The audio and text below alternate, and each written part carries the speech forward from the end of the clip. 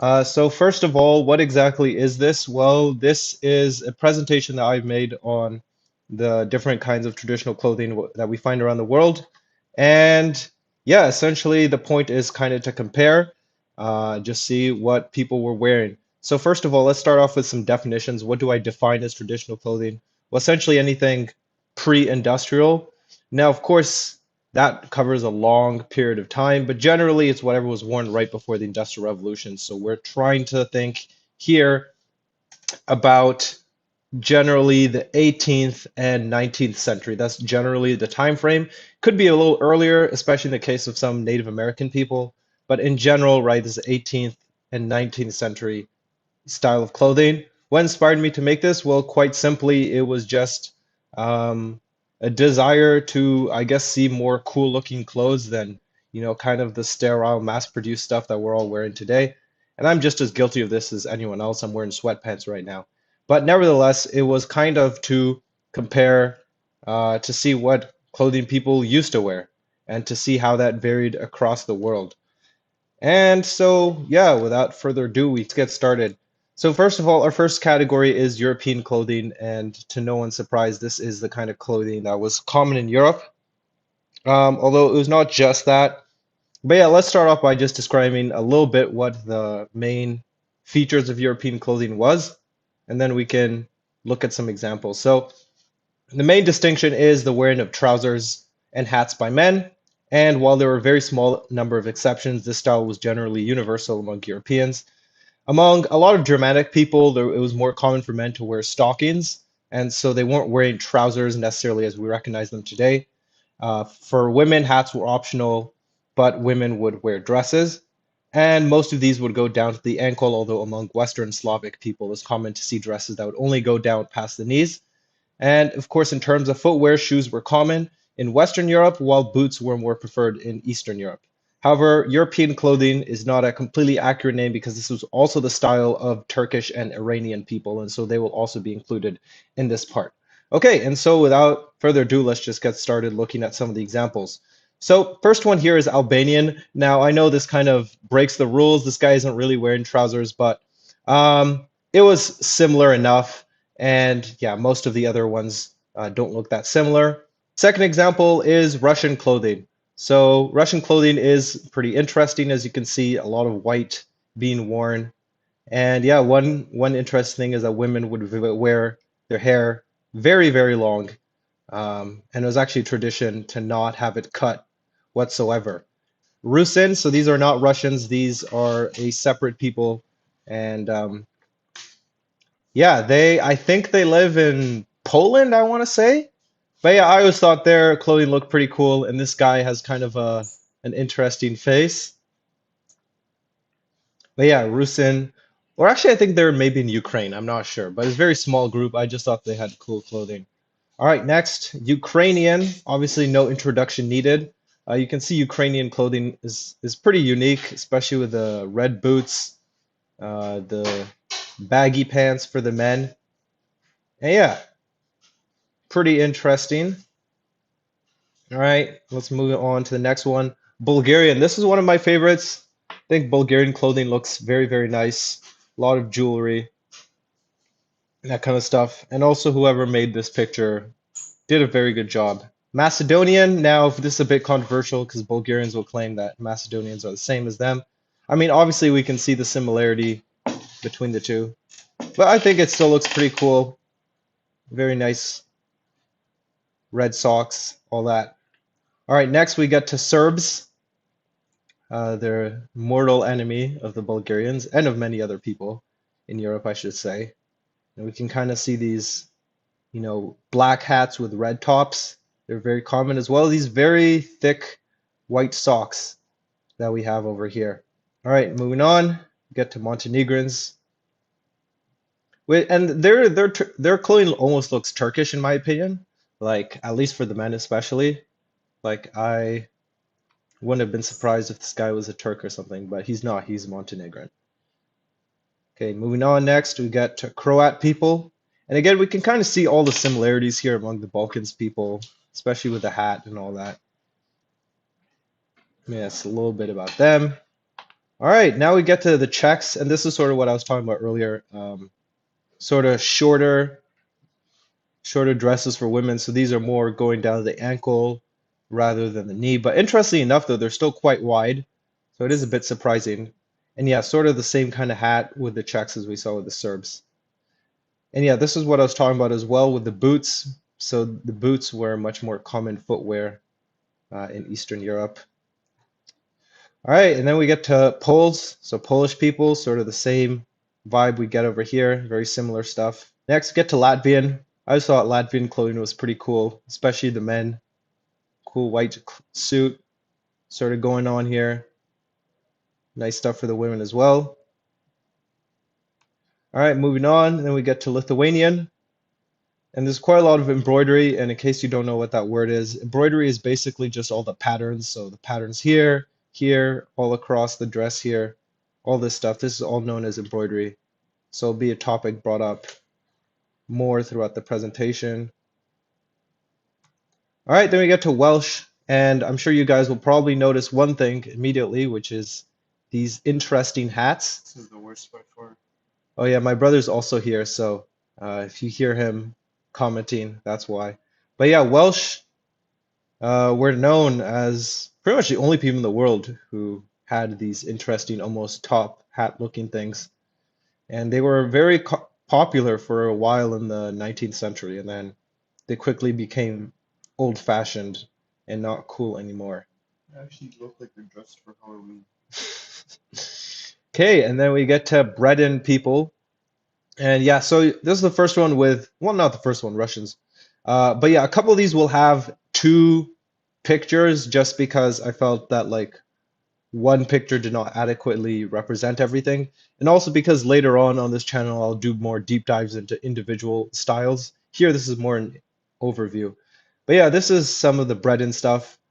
Brittany is in France, in case you don't know. So this guy over here does look quite French, but he is in fact a Breton. And then this painting over here is done by one of my favorite artists, William Adolphe Bouguereau.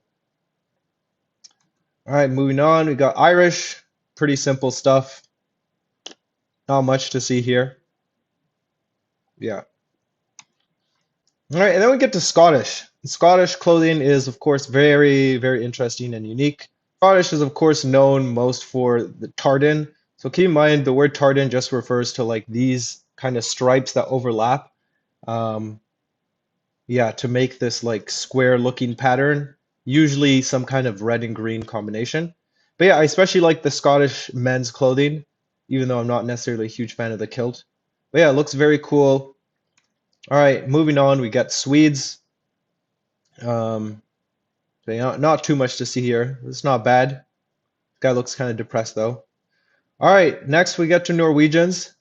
Norwegian clothing is actually called the bunad. It's one of the few names I'll remember for this presentation. But yeah, I think it looks pretty cool.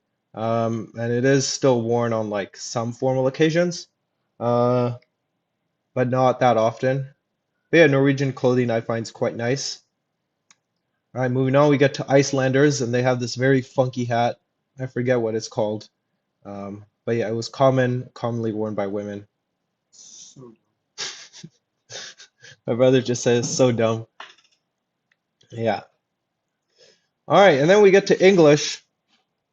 And so we can see sort of there's like some variety among clothing with English people. So this is more your typical English country clothing.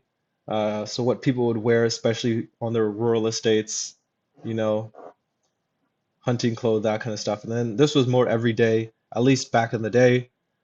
So yeah, we can sort of see what I was talking about with Germanic people with the stockings here and the hat. And you notice all the men in all these slides are all wearing hats. All right, and then we get to Dutch, and this I have to say is very goofy looking, both the man and the woman. This guy's pants kind of oversized, and her hair, very interesting. looks so But yeah, Dutch clothing was unique, let's just say. All right, then we get to the Afrikaners. So the Afrikaners are basically the descendants, mostly of Dutch people, in South Africa.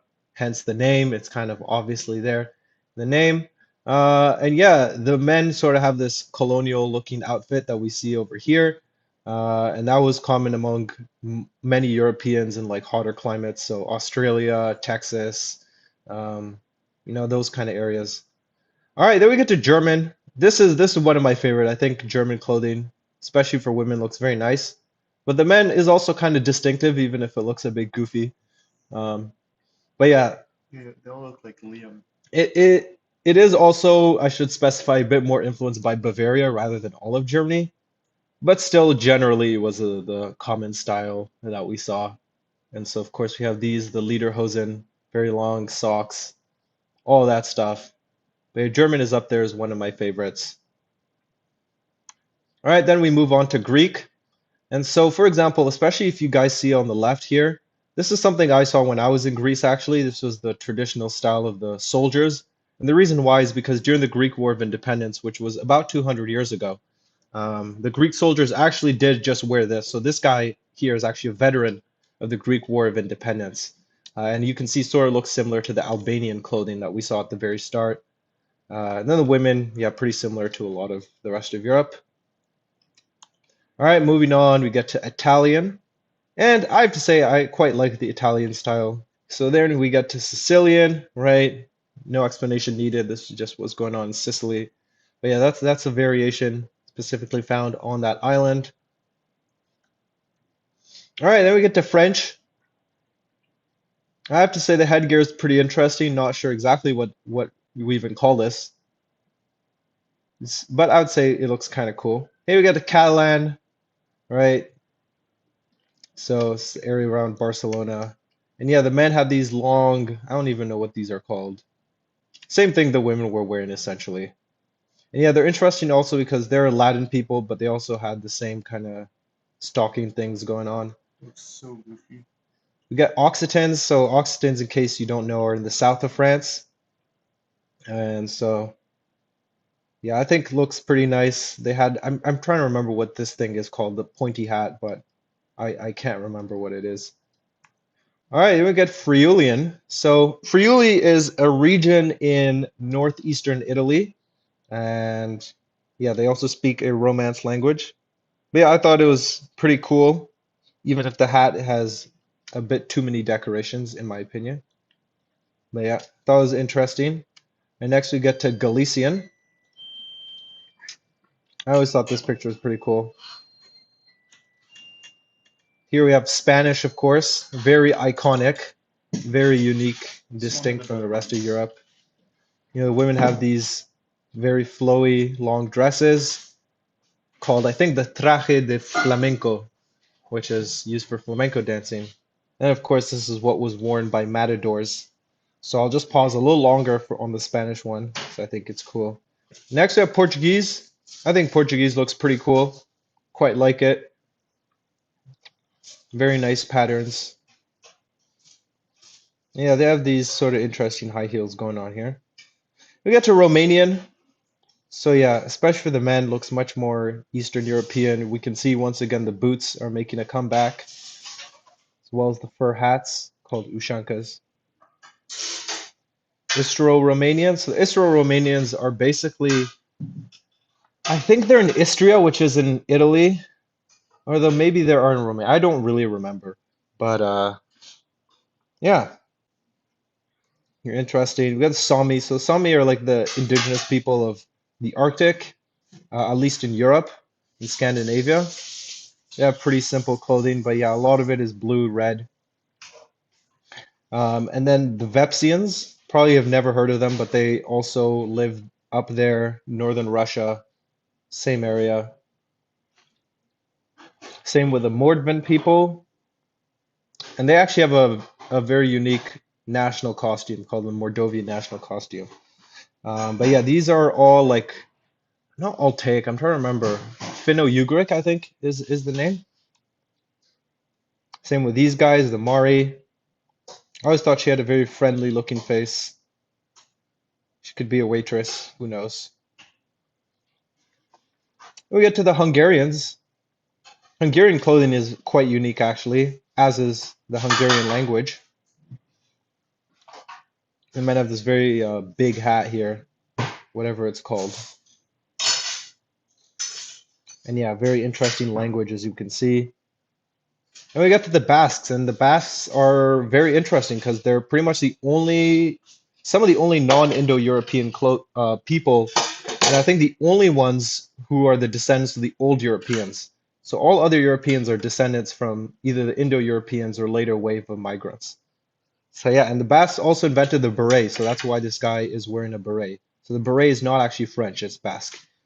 Maltese, Maltese are interesting. They're actually a Semitic people, so they're like related to Arabs and all that, but they're Christians. And then yeah, here's where we get to non-European people, but still had similar clothing. So we got the Kurdish people, got their baggy pants. Persian people, of course, live in Iran, main group there. The Lur also live in Iran, and I thought their clothing was pretty cool. I like these patterns. I'm not sure exactly what we'd call them, but look quite cool. Yeah, and here we have the Assyrian people. And so, yes, these are the very same Assyrians who once had a massive empire back in the 8th century BC. They destroyed the kingdom of Israel. And then they basically got crushed by the Babylonians and never became a powerful people again. But there is actually a small Assyrian community still around, although a lot of them got genocided by the Ottomans um, at the end of World War One. Also, another fun fact is they're one of the few Christian communities in the Middle East that still exist today. And yeah, I think Assyrian clothing is some of the coolest I've seen. And of course, then we have their genociders. The next slide, the Turks. Now, of course, it does look a little more Middle Eastern, especially with this. I'm not sure if this is a fez, but it definitely looks like a fez. And I think fezes were invented by the Turks. Then we got the Khorasani Turks, and they're a different group of Turkic peoples in Khorasan, hence the name. Here we have the Louisiana Creole people, and who are they? Well, they were basically descendants of French people who mixed with the African slaves in Louisiana, and so they developed their own unique ethnicity and culture. And yeah, they famously had this sort of headband that they would wear, so that's why they're all kind of have that, which is influenced by West African style. Now, then we have the Tagalog. Now, you might say, okay, why are we including Southeast Asians here? This is European clothing. Well, the Tagalog actually ended up adopting European styles from the Spanish, and hence that's why they don't really dress like the rest of Filipinos. Although we will get to Filipino later. And finally, we have, I think finally, maybe we have one more slide in this part, but yeah, we have African Americans. Of course, they also got disconnected from their culture. And so they ended up wearing the sort of clothing that was common in the United States. And also Afro-Surinamese. So yeah, Suriname was a Dutch colony, and the African slaves were influenced by Dutch clothing a lot. This explains, this guy wearing three-piece suit. All right, and then that's done. So now I have Caucasian people. So, contrary to popular belief, uh, most Caucasians are not what we call so-called white people. They're mostly Middle Eastern people. I'll get into why they're called that another time, but yeah, Caucasian clothing is very distinct, and we will see it throughout the presentation. But there's certain characteristics we see with all these Caucasian peoples, and so it becomes quite recognizable. All right, so basically it was pretty similar to European clothing, but there were two items that were worn by basically all Caucasians. One was the choka, and the other one is the papaka. And the choka is a woolen coat with a high neck, with wide sleeves and short sleeves, and they often had loops and buttons. And one thing that was universal was the distinctive cases that were added to place cartridges, which made it possible to load a gun at full gallop because Caucasians were very warrior-like people. And then they would wear long, tight trousers that were also specifically made to facilitate horseback riding. And then there was the papaka, which was a high cylindrical wool hat that was also worn by men and was considered an extremely important part of a man's identity. For women, it was pretty similar to Europeans, with dresses being worn. although they also had to have their head covered, especially because many of them were Muslims. And so this was commonly done with a veil. The other thing is that they could cover their head with a pillbox hat, which is a hat with a flat crown and straight upward sides and no brim. And then they would place the kilagai, which is a square-shaped headscarf with special prints. All right, so now let's look at what I'm actually talking about. First, we have the Dargan people. Again, we can see, right, the head's covered with a veil. And the guy back, same thing, right? And we also will see a lot of these round metal things here. And yeah, so this is what I'm talking about here. So this Balkar guy, as we can see, right, he has the papaka, right? So the round fur hat, and then he has this area to place his cartridges. Of course, it isn't really used anymore to have place bullets and all that, but back in the day it was. So this was common among all the different all the men in the Caucasus. And then here he's wearing the choka, which is the general outfit. So we see the same thing with this guy, the Lesgin. I also think it's a very cool looking picture. Almost gives you like a glimpse of the past here. And yeah, there we have his gun right there. The Tabasaran, so again we see has the veil on her. Kabardian. Also another thing too, you'll notice a lot of these are pictures of dances, and they have these almost ballerina looking shoes. Um, but yeah, once again, he's wearing the papaka here and the choka. That guy's so gay. My brother says he looked gay. All right, here we have the Armenians, who are perhaps some of the most well-known Caucasian people. Again, the man, same deal, right? We see the bullet cartridges. The Ossetians, so once again, the choka, the main thing, the cartridges over here. He has a gun, and of course, he's wearing the papaka. And also, I have to say, he has a very cool beard. This was clearly photographed by a Russian, so we can see it says something Ossetian, and then I can't really read the rest of this because I'm not Russian and I don't know the Cyrillic script. But I know enough of it to know this says Ossetian. All right, then we get the Azerbaijanis. So again, once again, sort of the same deal. He's not wearing a papaka, or a choka, but he is wearing a papaka on his head. Georgian guy is a little bit different. He's sort of wearing like a more triangular thing. We have the Akvak. I think these people are Muslims because you can kind of tell from the shape of her veil. It's probably Islamic. But yeah, more of these round metal things. The Avars. I like to see. The Avars were actually a very powerful so-called barbarian group that invaded Europe back in the 7th century, I want to say, and they established a major khanate.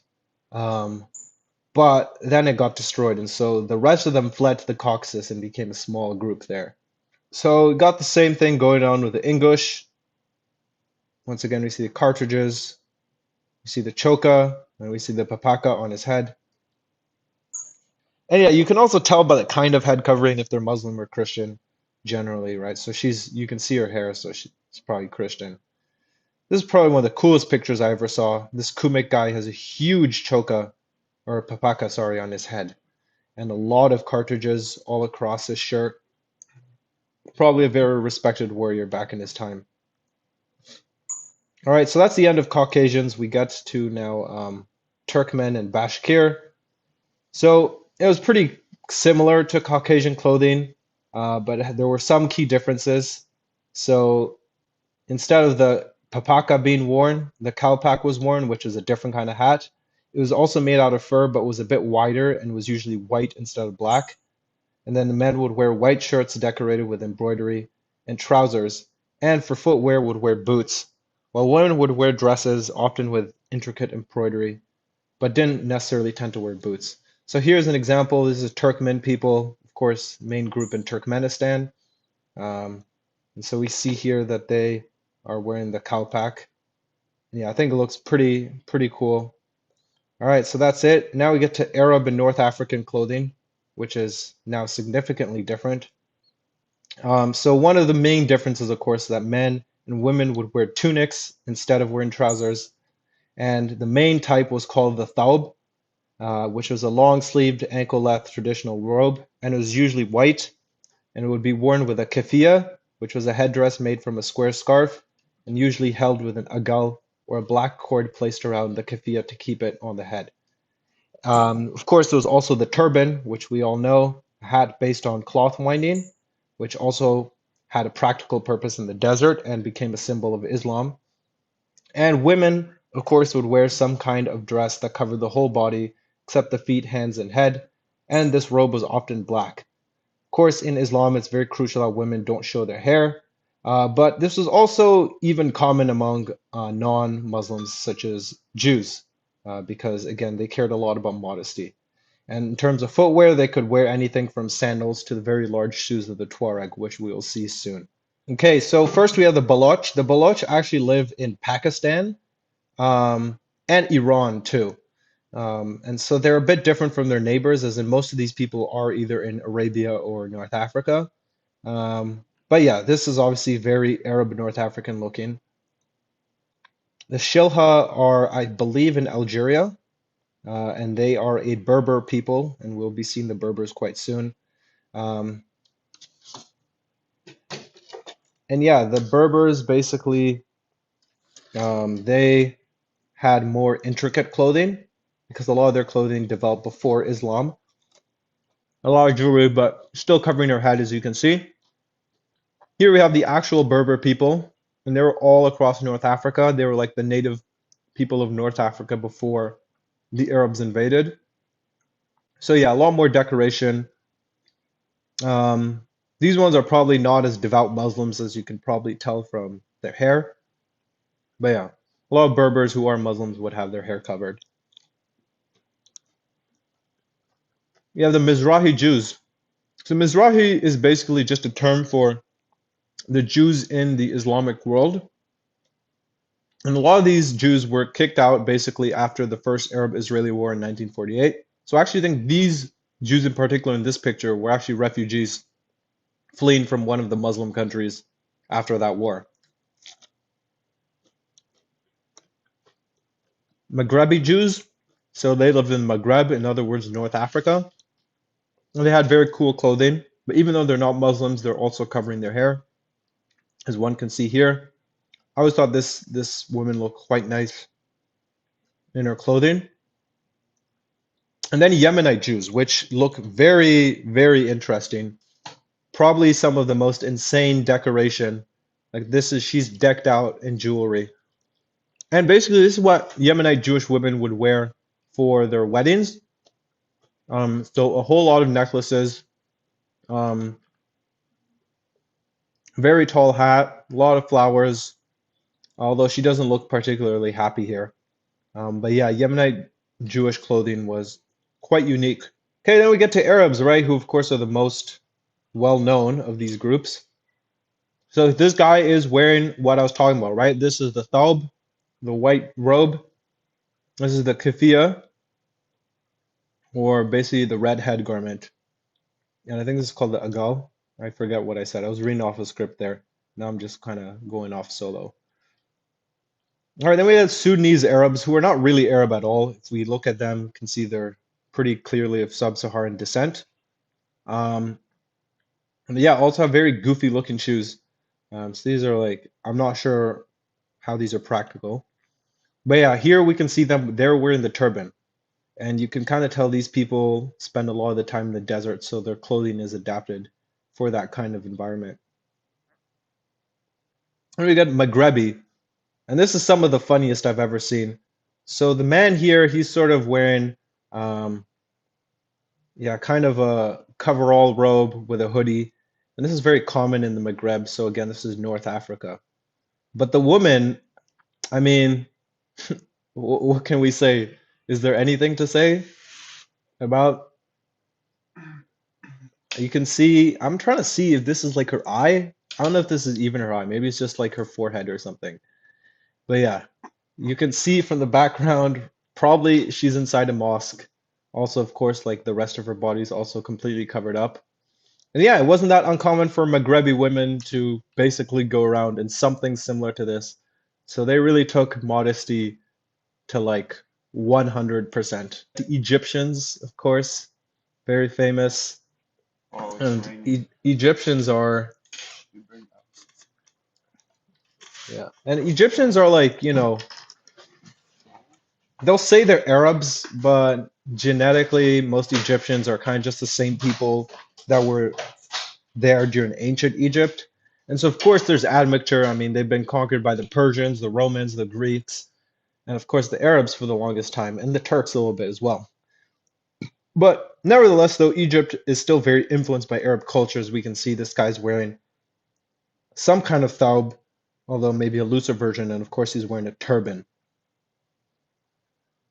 All right, we got to Maronites. So Maronites are a group of people in Lebanon who are Christians, and so they are one of the few Christian communities within the Middle East.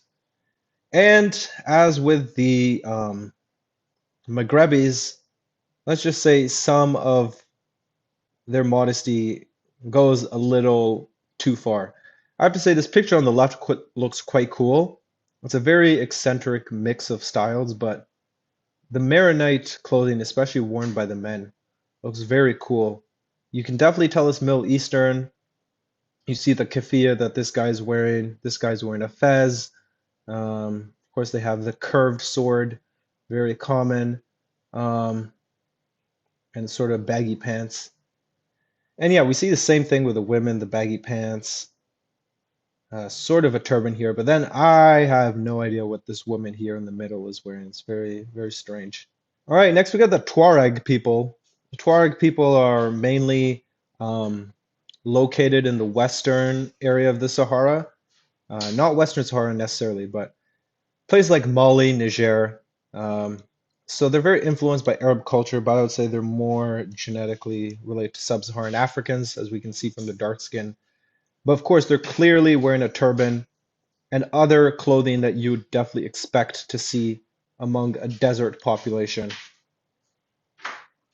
Now here we got the Beja people. I always thought this guy looked pretty cool. So the Beja are located on the Red Sea coast of Sudan. So this guy's just wearing a simple thawb here, the white robe.